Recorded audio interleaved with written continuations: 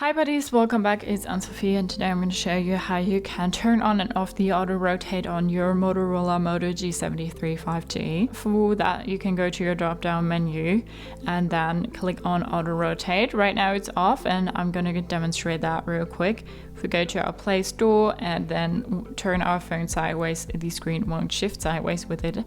And if we go to our drop down menu, turn that on, then you see the screen shifts sideways, and when we put that back, well, the screen adjusts to our phone. This is especially nice for like a full screen vision when you're watching videos on Netflix and whatever else on your phone. So to disable and enable that, you need to go to your drop down menu and, well, disable or enable that here. So that's how you can enable, so that's how you can turn on and off the auto rotate on your Motorola Moto G73 5G. Hope you liked it, hope it helped. If so, thumbs up, share and subscribe, and I hope to see you next time. Bye.